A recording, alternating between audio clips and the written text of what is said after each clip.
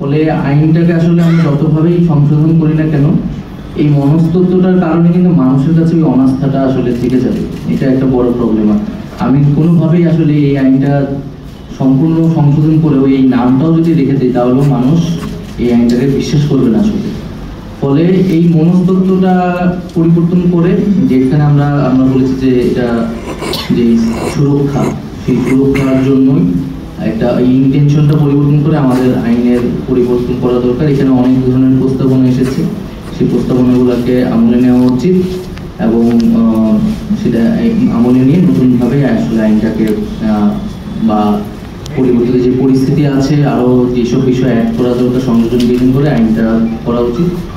আরেকটি বিষয় হচ্ছে আইনটা একজন আলোচক বললেন আইন এটা আবার তাড়াহুড়া করে আমরা আবার অন্য কিছু যাতে করে না ফেলি। আমরা যেহেতু একটা সমাধান চাচ্ছি, এমন একটা সমাধান করা উচিত যেটা সাস্টেনেবল হবে আর কি।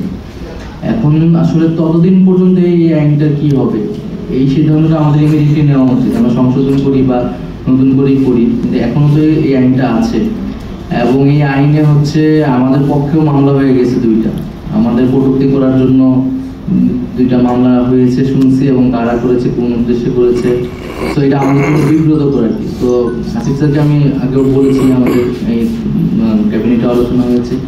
তো এইটাও আমি আসিফ স্যারকেও এখানেও সবার সামনে বলছি, বা আপনারা যারা আইন বিশেষজ্ঞ আছেন, এই আইনটাকে ইমিডিয়েটলি কি করা যেতে পারে, সেটা বাতিল বা স্থগিত বা কোনো মামলা যাতে না নেওয়া হয় এই মুহূর্ত থেকে, আমাদের এই সিদ্ধান্তটা আসলে খুবই দ্রুত নিতে হবে। নাহলে এটা যদি আর এই স্বাধীন বাংলাদেশে এই আইনে আরেকটি মামলা হয়, এটা আমাদের সকলের জন্য আসলে বিব্রতকর হবে।